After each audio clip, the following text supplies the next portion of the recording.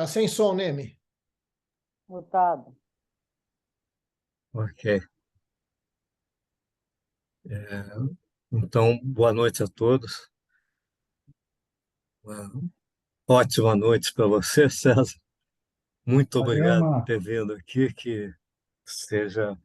tenho certeza que para nós vai ser muito bom. O César é uma figura importante para o programa Startup Rio, além de ser para a sociedade, porque ele participou da construção disso que nós temos hoje. Tá certo? Então, é muito bom recebê-lo aqui de volta. E obrigado aos parceiros do programa aqui presentes e ao pessoal das startups. A palavra está contigo, Fernando. Valeu, Ô, Neme. Neme, obrigado. Temos aqui o Rafael, chegou na parada, Coanin, João. Temos aqui o Robson, né? A Cláudia é uma figurinha aí que todos nós conhecemos, seja super bem-vinda. O Marcelo. Ô, César, eu já te passei o comando, né? Você pode fazer as suas apresentações e aí a gente segue aquela dinâmica que nós falamos, né? Você faz a apresentação e a gente vai conversando aí. Perfeito. Então, eu vou. Bom, pessoal que está aí assistindo, boa noite a todos. Obrigado aí a vocês pelo convite da Startup Rio. É legal estar de volta, né? Fazer um tempo assim fazendo outras coisas. E nós vamos bater um papo, né? A sessão, Genesis Session é exatamente isso. Tem alguns slides que eu quero compartilhar com vocês, talvez para clarear um pouco as ideias iniciais, mas, e como toda sessão desse tipo, interrompam, falem o que vocês acham, e não necessariamente precisam concordar comigo. Estou colocando a minha percepção, a minha visão. Então, são talvez 15, 16 slides, não mais do que isso, para passar melhor digamos, o que eu quero falar, né? É como uma ilustração, como uma animação. Então, pessoal, deixa eu só compartilhar aqui, inclusive, deixa eu fazer o share screen, eu acho que está aqui.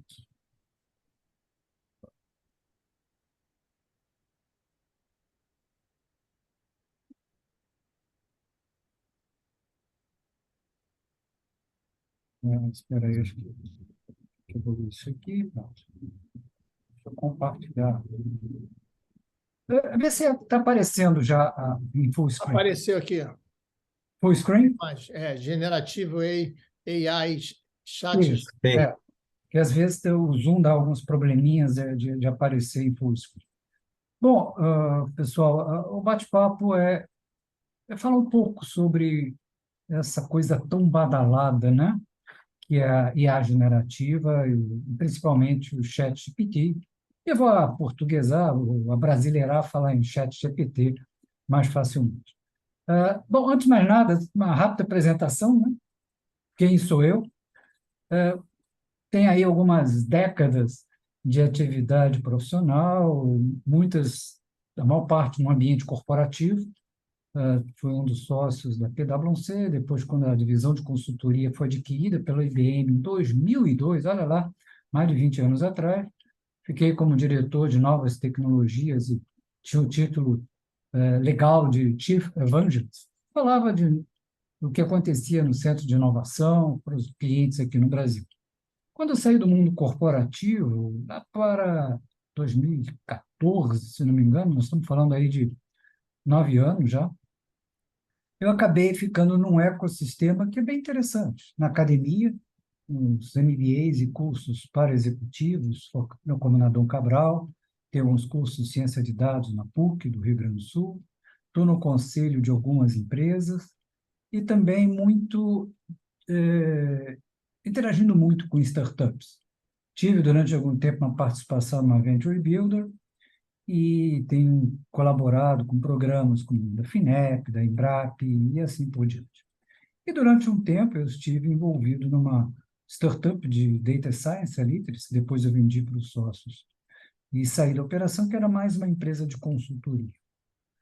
E a experiência em inteligência artificial não é de agora. O meu primeiro projeto na época, o auge eram os chamados expert systems, foi no final da década de 80. Eu estava no Chase Manhattan, e a ideia era trabalhar a simulação, né, entender o processo decisório de um analista de crédito. Na época, nós não trabalhávamos com aprendizado de máquina, por duas razões simples. Primeiro, não tínhamos dados digitais, né, em volume suficiente para você treinar algoritmos, e a capacidade de máquina era muito pequena. Então, você conseguiria ter uma rede neural, já existia o conceito de rede neural, mas de uma camada, quer dizer, a margem de erro era altíssima.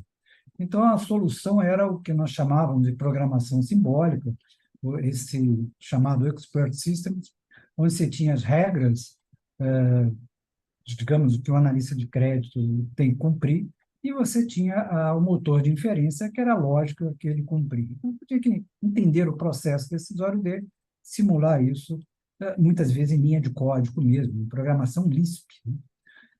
Mais adiante, essa coisa acabou desaparecendo, entramos aí no inverno, do inverno da, né, AI Winter. Já na IBM, acompanhei bem próximo a evolução a IBM já trabalhava com isso, eu acompanhei de perto a evolução do Watson, não estava na equipe, longe disso, mas nós tínhamos um grupo na IBM que acompanhava isso de perto, até para identificar algumas oportunidades. E quando saí da IBM, a primeira coisa foi criar uma empresa de data science. A gente fez vários projetos, e como eu falei, era consultoria, e eu não estava mais com saco de ficar ali no dia a dia de projetos, aí eu saí. E hoje, eu vendi a operação. E hoje eu tenho apoiado várias empresas e startups como advisor em projetos de inteligência artificial. Então, de alguma forma, tenho uns 40 anos lidando com sistemas de IA, e eu quero compartilhar um pouco dessa experiência, dessa visão com vocês, né? Então, para começar, o grande bate-papo hoje, a grande discussão, o grande tema, eu diria até existe um certo overripe, o GPT, né, o ChatGPT, o GPT-4, essa última versão. Você acessa o GPT-4 pelo ChatGPT, e está todo mundo falando nesse negócio. E está tanta gente falando que, de um dia para o outro, surgem especialistas, né? A gente vê aí um fenômeno fantástico de um monte de gente que, alguns meses atrás, nunca falou nada de inteligência artificial. Você olha no profile do LinkedIn e nunca comentou, e você olha a experiência dele, no perfil profissional, não tem nada sobre o assunto, e, de repente, é expert, grava vídeos, palpita. Tudo bem, né? Cada um aí tem o seu papel, mas eu acho que é importante a gente saber se a pessoa está falando com consistência ou não, né? Então, acho que tem muitos experts que, se você olha lá, não dá, né? Aqueles experts metaverso agora se tornaram expertos em inteligência artificial, chat. Não, um pouco de cuidado sobre isso. Bom, quando a gente fala em ChatGPT, parece que foi uma mágica que aconteceu de um dia para o outro, né?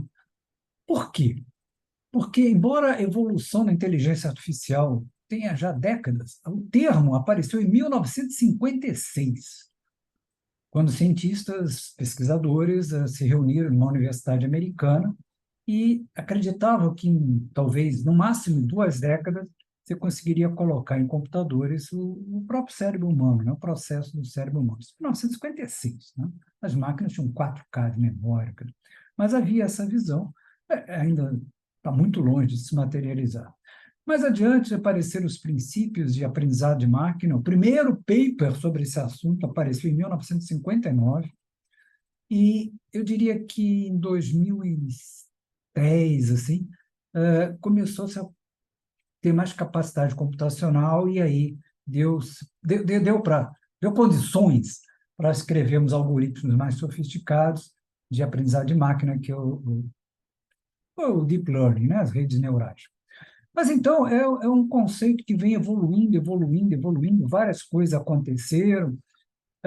Nós vimos, por exemplo, o AlphaGo da DeepMind vencendo o jogo de Go. mas a gente não tinha acesso a ele diretamente. E pouca gente joga Go, então fica difícil saber, né, a complexidade disso.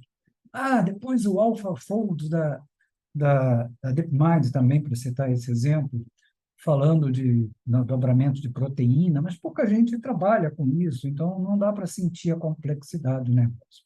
Então, o Watson, da IBM, então eram sistemas de inteligência artificial, estavam aí, a gente estava usando, até mesmo no nosso dia a dia, a gente tem isso aqui, se tira uma foto, aparece uma foto bem nítida, porque tem algoritmo de machine learning por trás fazendo um filtro automático. Mas era transparente, a gente não via, estava meio escondido. E, de repente, o ChatGPT permitiu que qualquer um interagisse via chat com sistemas sofisticados. E isso, de repente, fez com que, uau, que fantástico! É como se nós fôssemos dormir na Idade Média e no dia seguinte acordássemos na era espacial. Quem está acompanhando a evolução da inteligência artificial não tem nada de novo, na verdade, né? Os papers que fundamentaram o que é hoje o ChatGPT já tinham sido publicados desde 2017, já em 2019, a própria OpenAI já estava dando as dicas do que seria o GPT, já teve GPT-1, 2, 3. Então, de repente, o GPT-4 surgiu, que era um reforço em cima do GPT-3. E o GPT, na verdade, é baseado no modelo chamado Transformer, que é um dos vários modelos que a gente chama de IA generativa.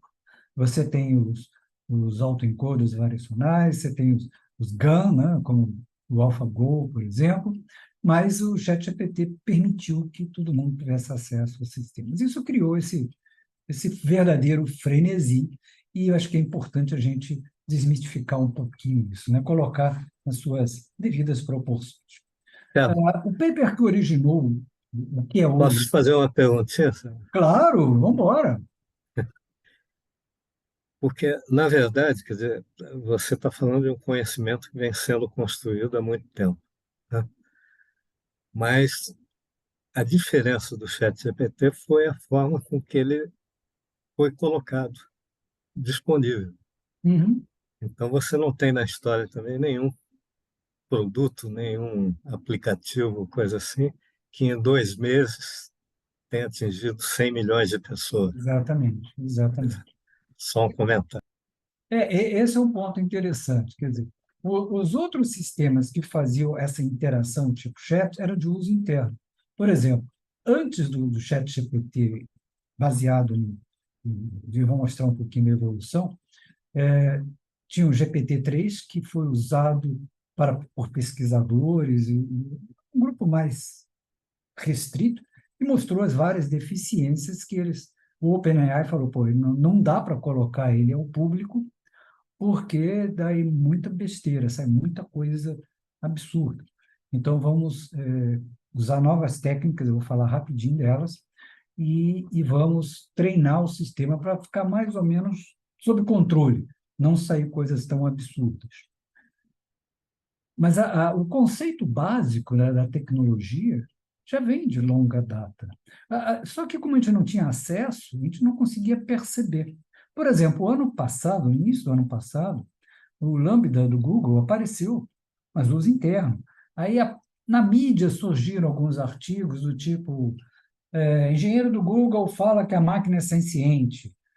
E essas coisas, mas a gente lia, achava interessante, ele falou, não, ela responde como... que era exatamente como um chat GPT, só que era de uso interno do Google para teste. A diferença foi que a OpenAI abriu isso para todo mundo.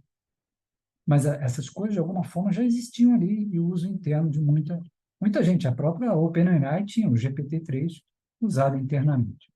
Mas tudo isso aconteceu porque teve esse algoritmo criado pelo Google, que depois teve vários sistemas, e o GPT é baseado no Transformer, né? Por isso que é GPT. Está aqui o nome, Generative Pre-Training Transformer. Usa esse algoritmo. Quem quiser se aprofundar, é só pesquisar por esse nome aí, Attention All You Need, e descreve esse modelo, como é que funciona. Eu acho que é legal, quando a gente fala em GPT, falando basicamente de algoritmos de Transformer, a gente precisa saber o que a gente está falando.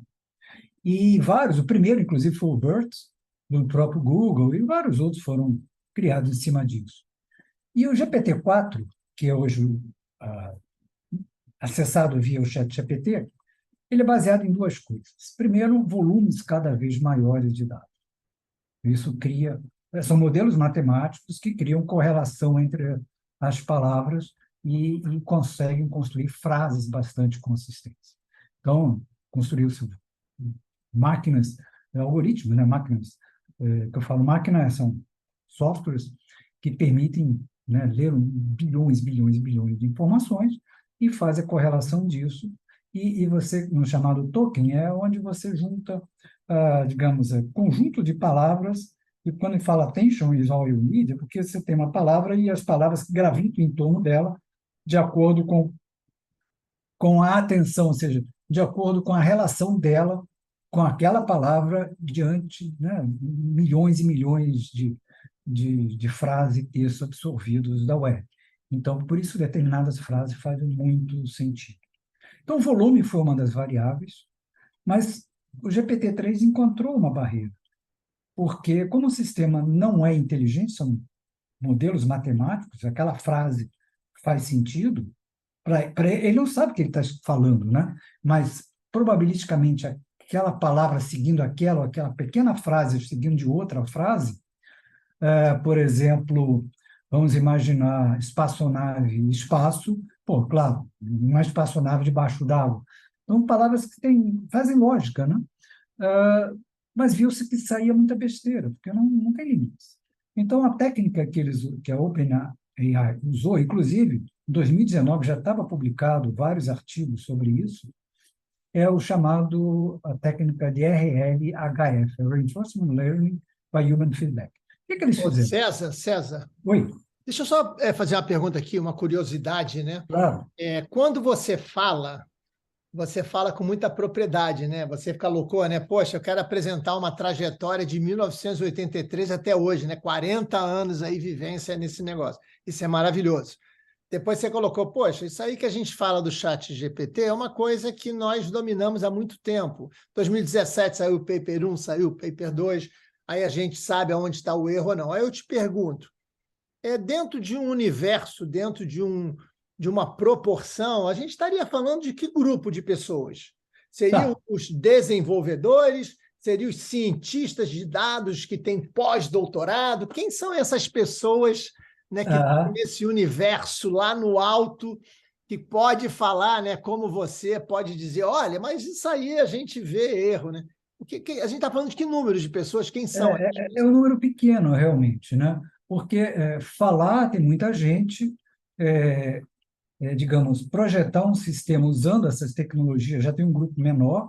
A maioria, por exemplo, as grandes empresas usuárias que montam suas equipes de inteligência artificial, você tem cientista de dados, você tem um analista de dados, você tem um engenheiro de machine learning que usam modelos já prontos, né? Então, por exemplo, temos vários frameworks e você tem aquele grupo mais seleto dentro das empresas, principalmente das big techs e algumas startups, principalmente nos Estados Unidos, um pouco e claro, no mundo da China, que é um outro continente, um outro planeta, na verdade, que constrói esses algoritmos. Então, hoje você vê digamos assim, uma concentração de capital intelectual na construção desses modelos nas big techs, em algumas startups e aqui no Ocidente e na China. Então, é um grupo muito pequeno, infelizmente. Você tem muito usuário, que são os cientistas de dados que usam os modelos prontos. E você tem muita gente que é usuária desses modelos, né? Mas, infelizmente, é um grupo pequeno. E aqui no Brasil você tem um grupo bom, às vezes em academia. Startups, a maioria delas que eu vejo que falam de IA, elas, claro, não construíram os seus modelos, usam os modelos já prontos e adaptam e treinam, mas é um grupo pequeno. E o Brasil não tem assim tanta gente, infelizmente, preparada para construir modelos. Então, por exemplo, o ChatGPT, usando essas técnicas, onde você tem gente que fez os prompts, depois faz os ajustes também, eu vou falar um pouquinho mais à frente, existem algumas poucas iniciativas abertas disponíveis, porque ele é muito fechado. Você não sabe nem que base de dados ele utilizou. Você pega quando o ChatGPT foi lançado, o GPT-4, saiu um paper da OpenAI com 100 páginas. Legal, você lê, que fantástico. Mas não tem, assim, é, é, consistência, porque fala, nós usamos uma técnica, tipo assim, fantástica, mas, porra, não é reproduzível, eu não sei que técnica vocês estão usando. Então, os papers que falaram são muito superficiais, que eles abriram, né? Eles esconderam. Agora, tem algumas, Hugging Face, por exemplo, e tem a Bloom, a francesa, que o algoritmo é aberto. É muito parecido até em conceitos, como o ChatGPT, o algoritmo é aberto. Dá para você entender o código-fonte, dá, tem algumas técnicas que você pode até fazer alguma brincadeira no seu laptop, mas se você quiser fazer algo sofisticado, você precisa de muita capacidade computacional. Então, treinar o modelo é muito caro, usar, não, né, quando o modelo já está pronto. Mas a questão, quando você tem um volume muito grande, é caro. Não há um número correto, mas a estimativa é que o custo diário de operação do ChatGPT para atender esses milhões e milhões de usuários fica entre torno de 700 a 800 mil dólares por dia. Né? Então, você tem que ter uma puta capacidade computacional para suportar todo esse volume. O modelo realmente é sofisticado, caro para treinar. Para usar, não. Para fazer inferência, não. Mas quando você tem muita gente, fica caro. Né? Então, mas a técnica que foi utilizada, esse RLHF, é que tem interação humana. Né? Esse é um ponto interessante, que até mesmo os sistemas GAN e outros, que analisam imagem, vídeo, como é que ele sabe que aquela imagem tem um pato, um cavalo? Porque teve gente que rotulou, teve um monte de indiano, paquistanês, que foi rotulando milhares e milhares de imagens que foram criadas e jogadas em bases de dados, tanto de texto quanto de imagem, que são usadas como treinamento. Na ImageNet, por exemplo, é uma base de dados de imagem. Mas voltando aqui ao ChatGPT, o que eu queria chamar a atenção, né, só para fazer alguns slides, esse bate-papo está legal, é que quando a gente não tem muito conhecimento, não teve tempo de estudar, não teve oportunidade, não era uma área que a pessoa estava envolvida, e aparece, é fantástico. Uau, ele responde as perguntas. Olha que legal. Aí você começa a conhecer um pouco mais. Espera aí, mas ele é um modelo de linguagem, né, grande, Large Language Model. Espera aí, uma ferramenta estatística. Então, aquela palavra, probabilidade de junto com outra. Ah, espera aí, então é uma previsão, uma probabilidade daquela palavra aparecer. Como um volume muito grande, a impressão de inteligência, né? Mas é estatística. Aí você, pô, espera aí, já fica um pouco mais, pô, não é tão mágico assim. Aí você vê, mas espera aí, eu estou usando, estou entendendo que às vezes dá respostas erradas. Tem aquilo que a gente chama alucinação, são um troço meio maluco, às vezes, dá o autor de um livro que não existiu, ou um livro que existiu de outro autor. Por quê? Porque ele, probabilisticamente, aquele conjunto de palavras fez sentido na construção da frase. Lembrando que nós é que damos sentido humano à frase. A máquina não, ela não sabe o que está produzindo. Aí você já começa a avançar e ver, então agora eu sei até onde eu posso ir com o ChatGPT, até onde ele vai, até onde eu preciso ir. E, finalmente, você descobre ali o seu patamar de uso, que não é nem aquela coisa fantástica, nem mágica, mas também não é porcaria. É um excelente sistema, desde que usado no lugar certo, na hora certa, com as medidas de proteção certas. Então, só para ter uma ideia como é que ele funciona, muito rapidamente, você treina o modelo, o 3,5, que a gente mais ou menos tem algumas informações, o 4, a gente não tem nem informação de se aumentou muito o volume de dados ou não para o treinamento, porque a OpenAI não abriu absolutamente nada, e você teve o modelo treinado por pessoas que colocaram o prompt e validaram o prompt e vão continuando a fazer isso. E eles o colocaram a público porque, com isso, o processo de treinamento do modelo se acelera. Mais respostas e o sistema basicamente funciona assim, você dá um prompt, existe toda uma moderação, primeiro por algoritmos, basicamente por algoritmos, 100 milhões de usuários, você não consegue usar isso seres humanos, mas tem humanos ainda que pegam determinadas coisas para corrigir para uma próxima. Mas tem uma moderação, que vê se está dentro dos parâmetros, que evitar perguntas capciosas ou que levem à desinformação, né? A tentativa de fazer isso. E é seguro? Não, não é seguro. Ele dá aquela mensagem tipo template: olha, sinto muito, eu não posso falar sobre isso. Mas, se for seguro, aí ele vai e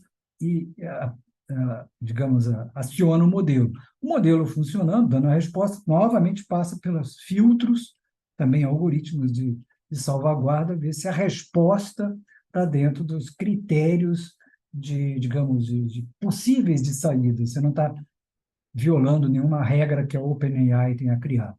Não, tudo bem, beleza, aí ele gera para você. Então, quando a gente entende isso, fica claro onde é que a gente pode usar. No meu entender, eu acho que essa figura dá uma boa visão, quando você tem muita fluência é importante, mas a acurácia não é tão importante, tão crítica, é ótimo usar. Beleza. Né? Eu quero, por exemplo, contar uma historinha de criança. Legal. Estou escrevendo ficção científica, pode ter alguns erros fatuais, eu posso até corrigir, mas ele pode falar determinadas coisas sem sentido. Mas quando você está lendo ficção científica futurista, né? Você não pode checar, não, isso vai ser um absurdo. Não, você não sabe. Né? Vamos viajar a Júpiter em 2 dias. A tecnologia de hoje é impossível, mas ficção científica vai ter uma tecnologia que permita isso. É liberdade artística. Então, beleza. Agora, quando você precisa de mais acurácia, espera aí, eu estou falando um e-mail da corporação, será que está tudo correto? Não tem absurdos? Eu estou falando de algo mais crítico, que envolva, por exemplo, sei lá, alguma recomendação em termos de seguro, de alguma coisa assim. Eu tenho que tomar um certo cuidado e talvez a melhor imagem é essa que eu vi desse cara que eu sigo, muito legal, vale a pena seguir o Tyukhanov. Ele coloca o seguinte: você conhece o assunto que você está pedindo para ele te ajudar? Né? Digamos, como um assistente, o ChatGPT é o seu assistente. Ou seja, você tem condição de avaliar o resultado que ele está produzindo? Tem. Legal. Vou usar. Não tem. Por exemplo, estou pedindo para ele escrever uma tese para me ajudar em energia nuclear. Eu não conheço porra nenhuma de energia nuclear. Então, o que ele escrever para mim está bom. Aí vai ficar meio inseguro, porque pode falar um monte de baboseira, inclusive dando referências que podem não existir, e eu vou passar isso à frente dizendo que fui eu. Pode ser que quem esteja lendo não conhece, legal, o cara conhece pra cacete de energia nuclear. Mas o cara que conhece o engenheiro nuclear fala: cara, você falou um absurdo, que babaquice é essa que você falou? Então, é o cuidado que a gente tem que tomar. Dentro do nosso limite de conhecimento, tranquilo. Se não for, fique atento. E por isso que certas coisas parecem fantásticas, né? A gente pega aí aprovada a primeira fase do OAB. Claro, são questões de direito que foram coletadas de milhões de informações que estão lá. Provavelmente até algumas dessas questões estão lá também. Então ele acerta. Mas não quer dizer que ele seja um advogado, porque o que estiver fora daquela base de treinamento é complicado. Ele pode gerar código? Pode gerar código, e gera, e ajuda muito o desenvolvedor, mas é perfeito o código? Não necessariamente, pode ter um erro absurdo. Então, tem que olhar isso com atenção. E eu tenho que me lembrar que, como todo software, você pode contornar as salvaguardas. Existem técnicas chamadas de prompt injection, que você contorna as salvaguardas de segurança. Então, vou dar uma brincadeira, já não existe mais isso, mas aconteceu uma vez algo parecido. Me mostra os filmes pornográficos os sites pornográficos que eu gostaria que são interessantes. Aí disse: não posso dar. É a resposta do ChatGPT: não posso falar de sites pornográficos. Aí você faz, por exemplo: tá bom, eu sei que eu não posso falar. Então me lista os sites que eu não devo acessar para evitar esse tipo de coisa. Aí diz: aqui estão os sites que você não deve acessar. Então, você tem, claro, isso já foi corrigido, mas a criatividade humana é grande, né? Você sempre vai inventando alguma coisa e ele não sabe o que ele está fazendo, então pode ser que dê esses absurdos. E também não esqueça o seguinte: outro dia eu estava conversando com alguém, me lembrei exatamente dessa brincadeira, desse meme.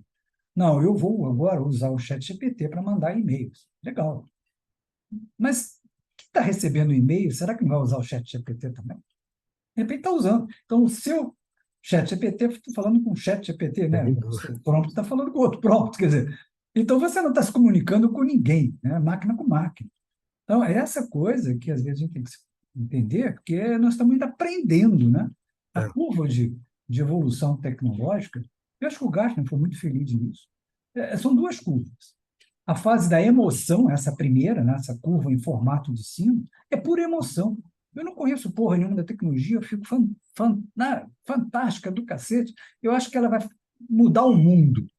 Aí depois a gente vê que não, a gente superestimou a tecnologia, a gente subestimou as dificuldades, aí cai o interesse. Depois tem uma curva em S, que é justaposta, só que a gente não vê no início, que é a curva real de adoção, onde você sai da emoção e entra na racionalidade. Ah, dá para usar aqui, não dá para usar ali. Pô, tem esse tipo de coisa que eu posso fazer, tem esse efeito colateral. Cara, César, Então, só um instantinho. é, Você comentou ali um resultado que o ChatGPT teve no meio de advogados, né? Competindo ali. Mais ou menos na mesma época saiu a notícia de um advogado que havia sido expulso da ordem dos advogados porque usou o ChatGPT para preparar uma defesa. Não sei até que ponto isso é uma história real ou falsa. Mas eu só queria comentar a respeito disso, do que a gente está falando, que quando a turma de 2019 do Startup Rio, né, teve a sua aula inicial, né, eu passei um filminho da IBM e o filme da IBM lá no meio dizia, estava falando da evolução da tecnologia e no meio dizia, olha, se seu filho está estudando direito, muda ele de faculdade. Isso a IBM dizia, né? Apareceu no meio do filme. É só um comentário a respeito disso que está acontecendo agora. perfeito, Neme. Há uma tendência de nós, no início, né, nessa fase inicial, supervalorizarmos o potencial da tecnologia. Vamos pegar a IBM, né? A IBM, quando lançou o Watson, entre outras coisas, identificou uma oportunidade de negócio que é a área de saúde. Criou até uma unidade chamada Watson Health, parceria com grandes instituições de saúde para, digamos, até substituir o médico, entre aspas. E não deu certo, né? A tecnologia não está ainda madura, falta muito para isso, tanto que eu não me lembro quanto a IBM, ao longo de vários anos, investiu mais de 12 ou 13 bilhões de dólares nessa unidade. Se não me engano, no começo do ano passado, ela vendeu essa operação para outra empresa por 1 bilhão. E estava gastando muito e não tinha retorno, porque jamais se chegou a esse resultado, né? Então, existe uma tendência, naquele momento que surge a tecnologia, acho que essa curva diz muito, tem muita emoção, pouca razão, onde você superestima. o César, se Deixa eu você parar aqui contar. para a gente ficar batendo papo. Chega de slides. Não, eu queria aquela curva do Gartner que você mostrou, aquele gráfico, e essa sua jornada aí que você acabou de nos apresentar, né? Eu vejo três coisas aí que me chamam muita atenção, né? Primeiro, nós, simples mortais, aqueles números me assustam, né? Não tenho a menor ideia do que é aquilo ali. E aí você está dizendo para a gente, debaixo dessa parada aí tem essa confusão toda. E que é um grupo muito restrito que você colocou aí. Aí eu pergunto, um outro debate que tem surgido muito em cima aí do chat GPT, que está ligado com AI. Hoje, quem você acha, hoje, ou cenário futuro, quem vai dominar isso? Você acha que a China está bem avançada? É uma pergunta muito legal. Eu vejo hoje a briga entre os Estados Unidos, basicamente, pouco da União Europeia, mas principalmente os Estados Unidos e a China. Essa briga já é uma briga geopolítica. não é apenas em termos de tecnologia. A tecnologia de inteligência artificial tem um potencial extremamente grande. Quando bem aplicada, não no superestimada, mas aplicada corretamente, tem um potencial muito grande. Efeitos extremamente poderosos na economia, na melhoria da eficiência, como o smartphone mudou a nossa sociedade. Então, ao longo do tempo, isso vai acontecer. Não é de um dia para o outro, mas com a evolução e maturação da tecnologia, novos algoritmos, além dos generativos, a gente tem outros algoritmos que estão começando a serem discutidos, vai provocar muitas mudanças.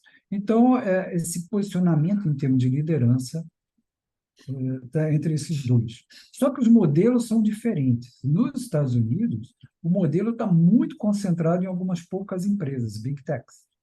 Basicamente, a Microsoft, Google, agora a Amazon está também forte, a Meta está correndo atrás, que derivou primeiro para a metaverso, e espera aí, isso aqui vai levar décadas, deixa eu concentrar em inteligência artificial, tanto que no discurso do início do ano do Mark Zuckerberg, ele falou meia dúzia de vezes metaverso, para não dar o braço a torcer, e falou centenas de vezes inteligência artificial.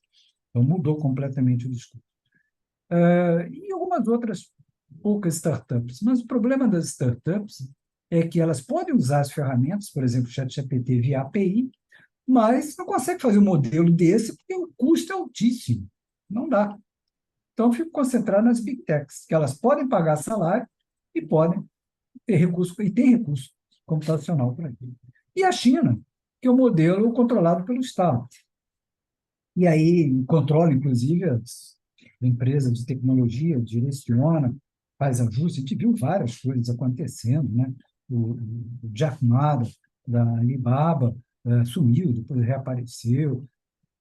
E a China olha isso com muita atenção.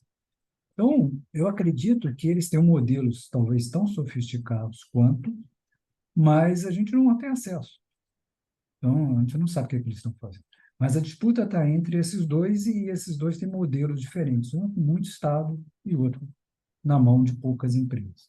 A questão é que aqui no Brasil a gente fica subordinado ao que está acontecendo. Eu posso usar o ChatGPT? Posso, via API. Como é que ele funciona? Não sei. Então, a gente fica naquela de usuário. Então, não temos Tem gente competente no Brasil? Tem. A gente não tem recurso financeiro. Vamos montar uma startup e fazer um modelo para concorrer com o ChatGPT. Eles decolaram com... A rodada inicial foi de $1 bilhão. O Elon Musk, todo um monte de gente colocou grana. Peter Thiel. Depois entrou a Microsoft, colocou mais $1 bilhão. E a empresa hoje vale 29 bilhões. Então, o que é que chega aqui no Brasil? Me dá $1 bilhão. Tem. Quantos bilhões a Startup Rio conseguiu colocar? Bilhões de dólares? Muito menos do que isso. Então, é difícil competir com volumes altíssimos. Então, grandes modelos de linguagem como esse, você precisa de muito dinheiro para fazer a coisa acontecer. Então, é um Google, é uma Amazon, uma Apple, uma Meta, Microsoft, um OpenAI, e as poucas startups estão conectadas a essas empresas. A Anthropic, por exemplo, está ligada ao Google. A DeepMind agora juntou com o Google Brain para fazer uma coisa só, mas é comprada pelo Google. Onde você tem milhares de servidores, máquinas, para poder rodar esses modelos. Então, é muito difícil competir com esse pessoal. O César, vou passar aqui para quem quiser agora fazer pergunta. Eu vi aí que o nosso amigo Robson está começando a ajustar aí a lente dele ali para calibrar as perguntas. Mas antes disso, Robson, o César, legal, né? A gente vê vários níveis. Aí a gente vê aquele nível bem hands-on, né? Por exemplo, eu entro no chat GPT, fico brincando, escreve uma carta, eu acho o máximo, tal, não sei o quê. Aí tu entra no Google, tu entra lá no YouTube, tem milhares de pessoas dizendo como é que você vai ficar milionário com chat GPT, e vai para cima e vai para baixo. Aí eu pergunto para você, né, algo que nos interessa sobremaneira, né, que mexe com a musculatura de todas as nossas startups. Eu estou olhando para um futuro onde é um futuro difícil botar uma startup no ar. Eu tenho que ter diferenciais competitivos, propostas de valor. Aí eu vejo várias ferramentas. Como é que você vê que o chat GPT, a AI, pode efetivamente aumentar essa competitividade, o quanto que deveria ser usada ou o quanto que não deveria ser usado? Perfeito, acho uma pergunta bem pertinente. O chat GPT, ele é um modelo de linguagem. Ele gera, né, quando fala IA generativo, ele gera textos, gera imagens. Ele não é focado, por exemplo, em dados matemáticos, estatísticos e outros dados. Vai depender muito do treinamento de dados que você tem. Então, ele pode ser usado para ajudar você a criar um relatório, um texto, mas coisas mais específicas você pode criar. Por exemplo, a empresa tem sua base de dados. Então, você pode criar sistemas que interagem com o ChatGPT via API. Então, por exemplo, eu quero fazer alguma coisa ligada ao setor de paleontologia, modelos matemáticos de analisar e simular comportamento de animais extintos, comparando com animais reais que existem hoje, e baseado nos dados que já existem. Então, você tem esse modelo, agora tem que escrever um relatório, um livro, um texto para isso. Então, você pega o seu modelo, acopla ao chat GPT e o relatório sai. Aí você faz o ajuste. Quer dizer, dá para fazer esse tipo de coisa. A própria OpenAI criou o Auto GPT, que, na verdade, é um pré-preparador de prompt, né, para ir interagindo e tendo resposta. Então, eu acho que o ChatGPT pode ser, sim, uma ferramenta para muitas startups. Para outras, talvez não tenha muito sentido. E o que a gente tem que estar alerta é que muitas vezes sai oba-oba que não é verdade. Por exemplo, recentemente teve um artigo, vários aí, foi replicado, que o ChatGPT estava fazendo diagnósticos de imagens. Não, ele não faz diagnóstico de imagem. O médico fez o diagnóstico, identificou a situação e, através de prompts, ele teve a ajuda do ChatGPT para escrever toda a descrição do que foi aquilo. Mas a análise, a conclusão foi dele. O texto, o ChatGPT ajudou, talvez 80%, e ele corrigiu algumas coisas, e colocou 20%. Mas não foi o ChatGPT que fez isso. Mas a manchete e a mídia, principalmente a mídia especializada também, coloca como se, né, a visão é que a máquina fez isso. Descobriu novas moléculas. Não descobriu novas moléculas. Você usa um modelo matemático que chega à conclusão que aquele conjunto de moléculas pode dar uma combinação esperada para o que você quer, né? Análise de produção de uma futura droga, e aí o texto explicando isso é como se tivesse uma Wikipedia interativa diante de você, pegando os dados, blá, blá, blá, blá, blá, e juntando, preparando um texto legal. Então, ele é muito bom nesse negócio, muito bom.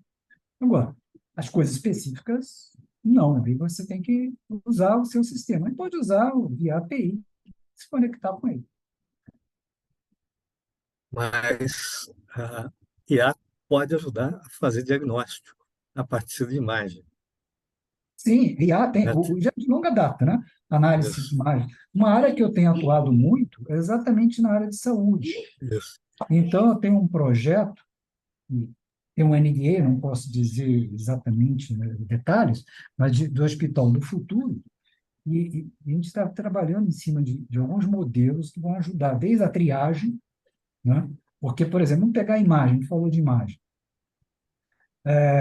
câncer, por exemplo, onde grande parte das imagens não tem nada, mas o radiologista, vamos pegar o radiologista, está ali olhando. Aí, de cada 10 tem uma que chama atenção, as outras 9 não. Se eu puder ter um algoritmo razoável, né, com um nível de assertividade razoável, que elimine isso aí, ele vai ficar se concentrando nas atividades onde o conhecimento dele é mais importante. Elimina muito tarefa desnecessária. Ajuda também a identificar coisas, sim, verificando determinados padrões na imagem que talvez ele não perceba e que a máquina pode perceber. A máquina consegue correlacionar muitas variáveis que a gente não consegue. Nós conseguimos correlacionar 4, 5 variáveis ao mesmo tempo. Nosso cérebro é muito limitado nesse aspecto. a máquina correlaciona 20, 30, 40, 50. Então, por exemplo, identificação de uma provável AVC que a pessoa vai ter, tem vários sintomas que eu não consigo identificar. Quer dizer, você está com um problema, vai no hospital, ele não tirar o exame de sangue para ver o índice de troponina, essas coisas todas, né? Como é que está, e ver, pô, realmente, pressão, e tem um sintoma parecido aqui que você está sofrendo um infarto. Mas você já está sofrendo um infarto. Agora, tem uma série de características que o organismo sinaliza, como, por exemplo, microexpressões faciais, que eu não consigo ver como ser humano, mas a máquina, como trabalha com pixels, tem a precisão para isso. Não quer dizer que tenha assertividade correta, não é determinístico, é probabilístico, mas diz, Sim. presta atenção nisso. E aí, se eu tiver, por exemplo, uma interação via um smartphone, eu consigo alertar o paciente, olha, você está com alguns sinais que estão levando a crer que pode acontecer algo. Vem aqui no hospital para a gente fazer um check. Então, é fantástico usar tecnologia nesse aspecto. Então, feito o diagnóstico, o ChatGPT pode dar o receituário. Oi? Feito o diagnóstico, o ChatGPT pode fornecer o receituário. É receituário, claro, tem que analisar se o receituário está ok, porque eventualmente ele pode colocar alguma coisa que não seja correta, ou você tem que ter um médico Sim. sempre olhando. O médico é o responsável. Ele pode indicar um remédio que, no conjunto da frase, parece fazer efeito, né, sentido, probabilisticamente, mas que para a causa real, não. Então, o médico tem que César, procurar, mas grande parte do que está escrito é padrão.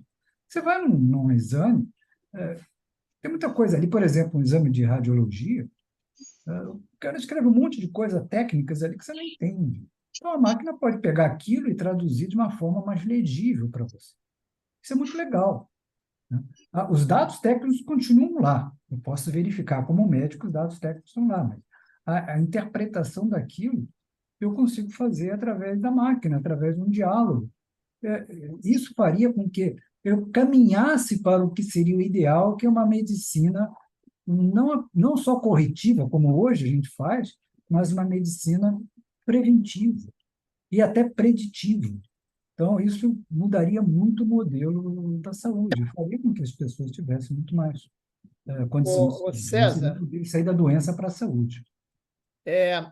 eu estou sendo indelicado, né? A gente está falando tanto em saúde aí, daqui a pouco eu tenho que arranjar um spray para segurar a mão do Rafael ali, que está um tempão levantado. Rafael, tá legal. Ele Tá com a mão ele levantada, tá as com o duas mãos instrumento levantadas dele já. ali, ó. O dia inteiro ele ficou afinando o instrumento dele, louco para falar, e a gente está conversando, né? A mãozinha dele, ele trocou por uma mão, trocou Não, pela outra. pois Calma, desculpe, Rafael, não Rafael. desista. Você já Manda levantou as pra duas mim. mãos, ficou em pé, a gente não deu atenção, desculpe. Vamos lá. É o seu Não é um dia. problema falar muito quando o que é falado faz sentido, né? Primeiro, cara, parabéns pela trajetória, pela explicação que foi muito didática, fiquei até impressionado por eu ter entendido, achei que eu não fosse entender, e também pela crítica aos especialistas, entre aspas, eu acho que esse tipo de posicionamento é sempre importante. Eu vou mudar um pouco aqui de assunto, só vou fazer um disclaimer sobre, eu não sabia que ia cair nesse assunto de saúde. Eu conheço o pessoal lá da Reddor, da IDOR, que é o Instituto de Pesquisa lá. Depois, se você quiser o contato dele lá, eu acho que pode fazer algum sentido. Mas, voltando aqui para minha pergunta, que não tem nada a ver, inclusive, com o que a gente estava discutindo, e nem muito com o ChatGPT, mas talvez você consiga responder. Quando você fez a explicação de como que funciona tanto a tomada de decisão e depois por trás os modelos de geração e transformação para criar o texto, ficou muito claro para mim, achei muito didático. Você consegue explicar, talvez, com o jeito mais leigo possível, como que a inteligência artificial faz isso com geração de imagem, que é uma parada que, para mim, é muito mais mágico do que Legal, Rafael. o texto.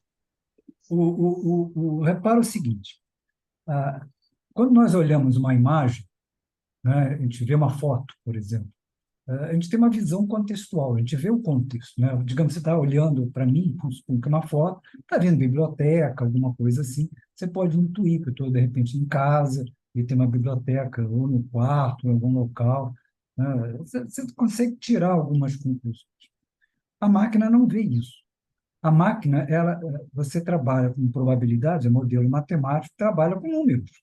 Então, tem que transformar essa imagem num vetor de pixels. E esse vetor de pixels ele vai tendo ponderação, peso, né? Que vão representar, por exemplo, se aqui era mais escuro, mais claro, se aqui é uma forma, não é forma. Então, vai criando esses pixels para uma imagem. Aí, quando você passa milhões e milhões de imagens, e essas imagens são rotuladas por seres humanos para a máquina entender aquele padrão de imagens, ela começa, com o tempo, a identificar que entre o que é um livro, o que é um cavalo, pelo padrão da imagem do que é um cavalo. Não é você explicando, olha, tem um rabo, não, é um padrão de imagem. Milhões de imagens, ele começa sozinho, né, a aprender como é que é o formato de um cavalo. Mas é um padrão comparado com o que ele já aprendeu.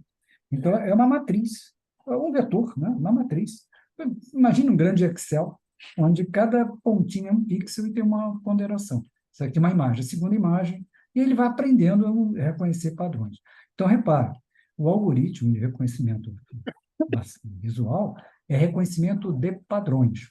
E quando aquele padrão bate com o que ele aprendeu, ele diz que é aquilo, independente do que seja. Então, por exemplo... Não, o machine learning, sim, né? Mas eu digo assim, cara, faz aí, eu pegar o exemplo do cavalo. Coloca um cavalo com asas. Tudo bem que cavalo com asas já deve existir a referência do Pegasus, né? Mas coloca um cachorro com asas, né?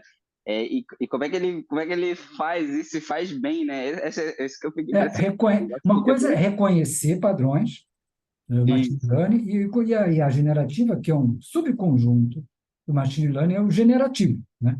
Gerar imagens. Então, ele consegue, baseado no que ele aprendeu, de asas e cavalos, gerar essas imagens. Mas aí é porque a combinação do que você está propondo faz algum sentido para ele. Mas o reconhecimento de imagem é uma coisa, reconhecer cavalo. Por isso que quando eu reconhecer cavalo,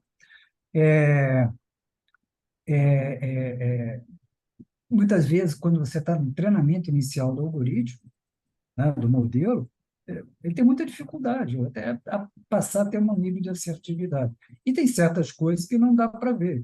E, às vezes, a resposta não é porque ele reconheceu, é porque o padrão pareceu interessante para ele. Por exemplo, eu não me lembro qual foi o modelo que se identificou que ele não era na área agrícola. Ele não reconhecia a vaca em si, mas ele reconhecia aquele objeto como vaca quando estava num pasto, que é em grande maioria das imagens ali. Se colocasse uma vaca, por exemplo, na rua, ele não estava procurando a vaca, ele estava procurando o padrão que foi o mais comum, que era o pasto. Então, o bicho que estava ali era a vaca. Então, embora a gente olhe a vaca, para ele, o padrão foi acabar reconhecendo aquilo. Então, são esses cuidados que você tem que tomar quando trabalha com um sistema de machine learning. Vou dar um exemplo muito simples, não é nem imagem de fazer o modelo. Vamos pegar isso aí, uma brincadeira que a gente fez, que era o seguinte: reconhecer o ciclo fértil da vaca. O ciclo fértil da vaca é de 21 dias. Naquele período de 21 dias, a vaca está fértil, mas tem um dia que é o mais preciso. Aquele dia seria o melhor dia para a inseminação dos 21 dias. Quando você vai treinando o modelo com esse tanto certo, errado, e tem o que a gente chama de algoritmo de reforço, quando acerta, você dá como fosse um prêmio, né? Ou seja, pondera melhor o algoritmo, né? Aquele ponto ali tem mais valor, o sistema aprendeu a dizer não. Porque quando ele diz não, em 21 dias, ele acerta 95% de assertividade. Só que o 5% de erro significa 100% na verdade, na prática, porque, como ele diz não para todo mundo, aquele dia é melhor, também é não. Então, essa questão aí não tem a mínima ideia que ele está fazendo, mas a assertividade disse que era melhor dizer não, né? Porque acertou 95%. Então, ele foi digamos, melhorado por causa disso. Então, vamos fazer uma comparação com um ser vivo. Uma experiência bem interessante que mostra como é que funciona o algoritmo de aprendizagem, de machine learning com reforço. Mas esse caso foi real. Uma universidade americana de Iowa, alguns anos atrás, fez a seguinte pesquisa. Eles pegaram pombos, vários pombos. Pombos têm uma acuidade visual muito grande. E diante dos pombos passavam imagens de câncer, câncer de mama. Poderia ter câncer ou não, eram imagens de radiografia de pessoas, né? De mulheres que podiam ter câncer de mama. E os pombos iam bicando ali. Só que toda vez que ele bicava onde tinha uma imagem de câncer, ele ganhava um milho.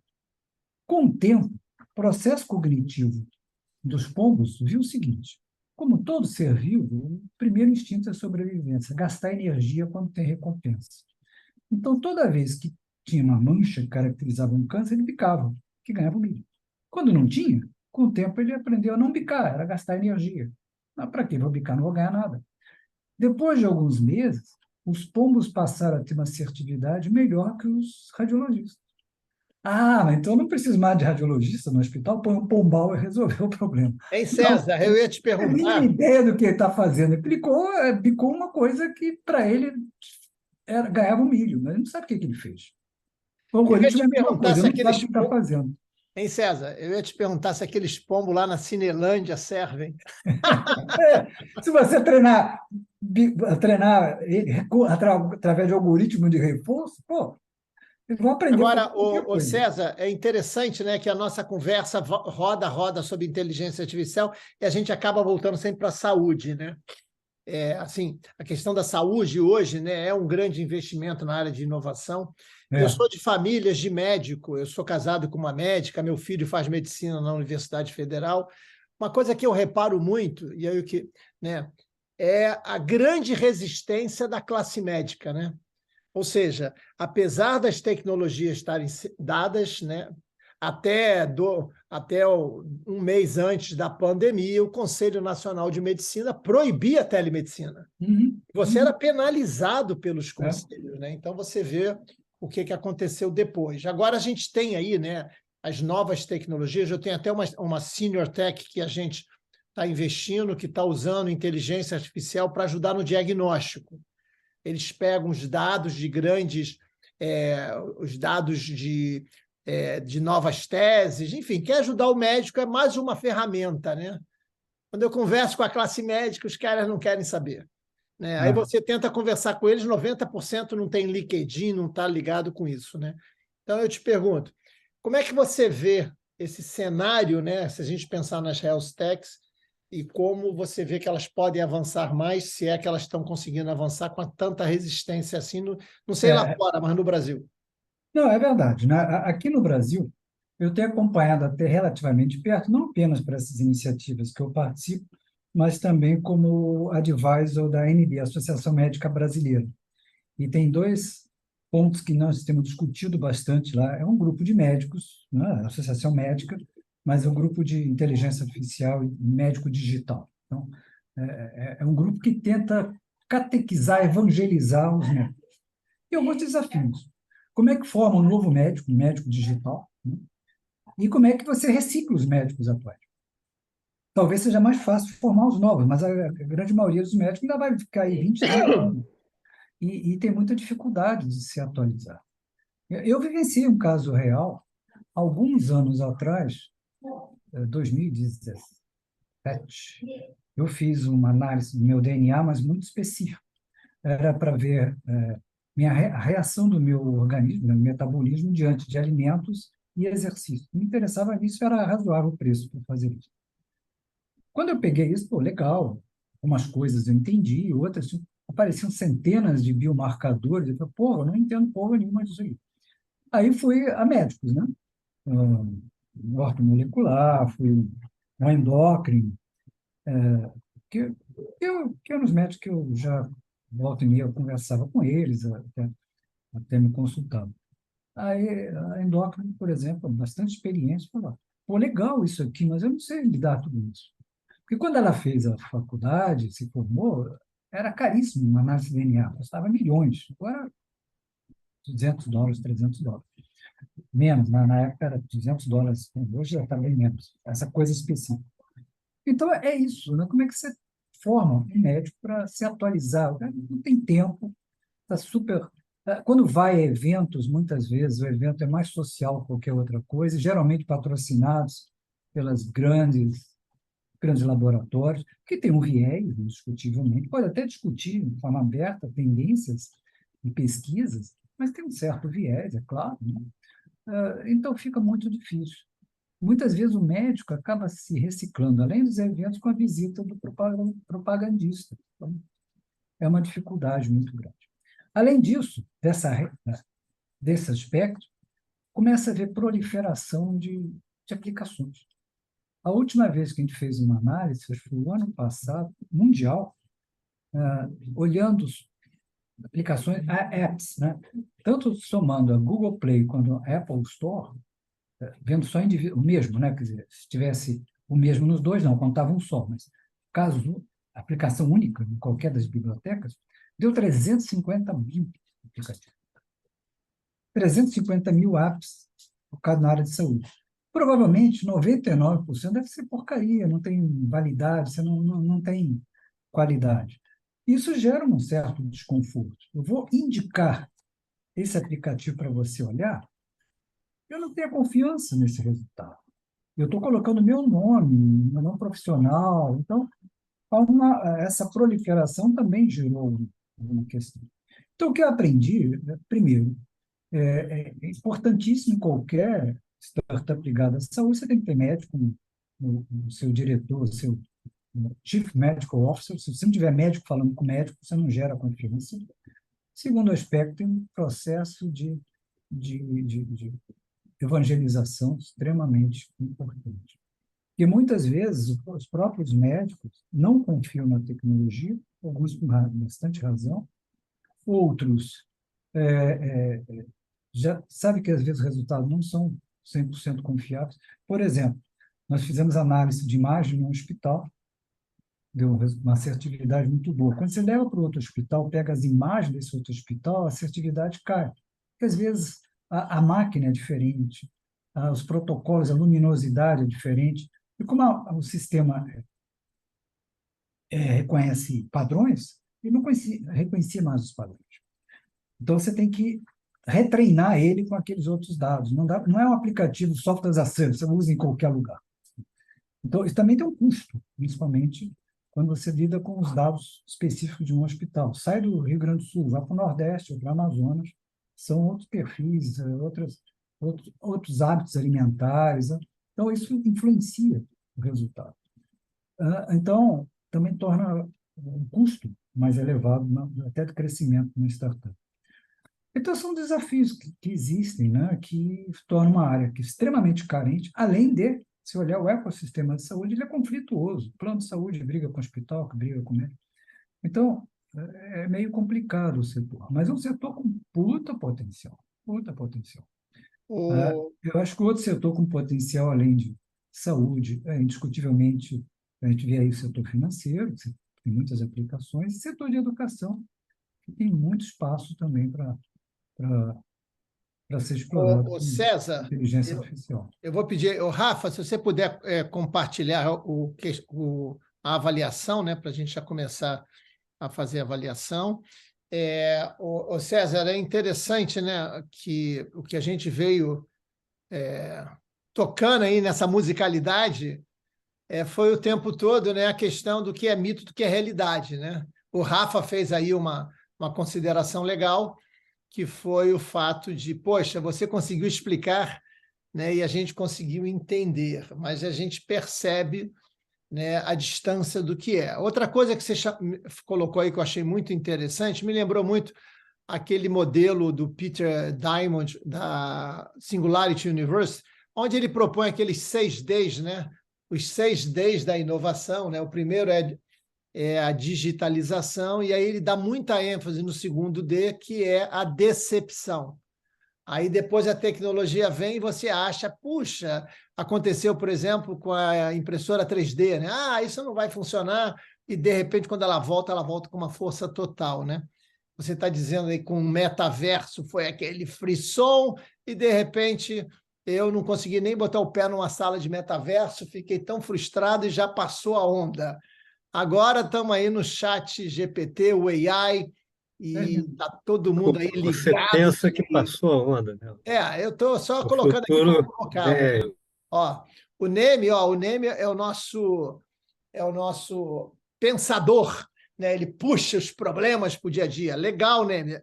Então, eu vou deixar depois passar para o Neme. Então, a gente vê, né, as decepções, não decepções, né, o uso e não uso. E aí é interessante se você pudesse colocar, antes de eu passar para o Neme, tá? Agora eu vou passar para o Neme. Agora, seria interessante você colocar para nós, fechando esse nosso debate, para quem está assistindo, inclusive eu, que eu já estou até com a caneta para anotar, qual é o conselho que você vai deixar para nós sobre essa questão do chat GPT? Guarda na memória 2. Neme, está com você agora. não há muito a acrescentar, né? O futuro vai acrescentar, mas não há muito a acrescentar, porque a explanação do César e o debate foi uma coisa genial e que toca a gente muito. Mas realmente a gente tem que pensar, né? A gente está vivendo essa transformação, né? E ela só se acelera. E aí vamos ver como é que essas coisas vão caminhar daqui para frente, né? Por exemplo, a gente falou muito em saúde e não falou da área financeira, né? Mas assim, a influência na área financeira, investimento, resultado, né? Remanejamento de carteiras, baseado na observação feita pela máquina do que Uhum. está acontecendo no mercado.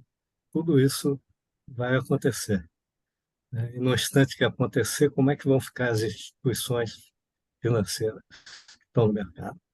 Eu acredito o seguinte, quer dizer, ao longo do tempo, as empresas vão se ajustando, né? Você pega a indústria automotiva, ela vai se ajustando. Leva tempo, até porque a tecnologia, ela não evolui de forma homogênea. O mundo não é homogêneo. Você tem o Vale do Silício, que é diferente digamos, do Vale de Jequitinhonha, né? Diferente da África, da Ásia. Então, as coisas são diferentes. Você pode ter um uso muito rápido, por exemplo, usar o ChatGPT, mas aplicar ele vai variar muito, até de acordo com a cultura, determinadas coisas. Então, essa visão global ela tem que ser vista de forma heterogênea. E só para citar essa questão global, o que você pode considerar válido para sair, pode ser que em outra cultura não seja, né? Tem determinados aspectos culturais que a sociedade tem essa diferença. Então, isso aqui eu posso fazer esse tipo de piada. Na outra sociedade, não. E outra sociedade aceita, não, esse tipo de piada é legal, por que você está me censurando? Então, essas questões são difíceis de você ter um mundo globalizado. E, além disso, os países têm características diferentes. Pega o próprio Brasil, Rio, interior do Nordeste, Amazonas, é diferente em termos de capacidade de aprendizado, né? O nível de educação, o nível socioeconômico, tem diferenças muito grandes, né?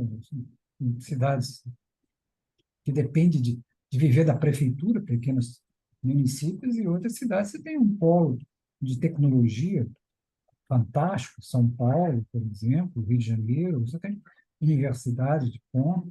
Aí você vai no interior de muitos estados, não. Então, é diferente tudo isso. Não dá para dizer que vai ser igual.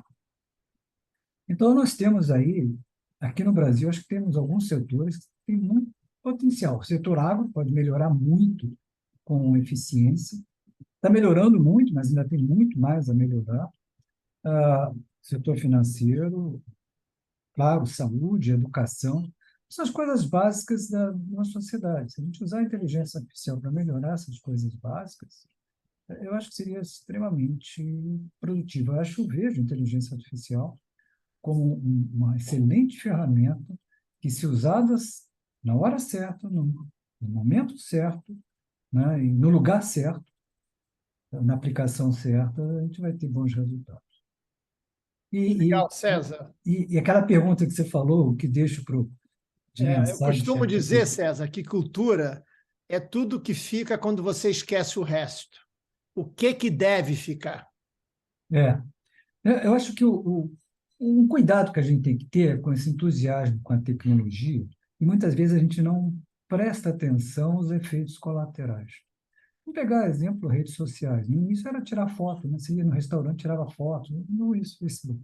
Acabou gerando uma série de problemas ao longo do tempo, né?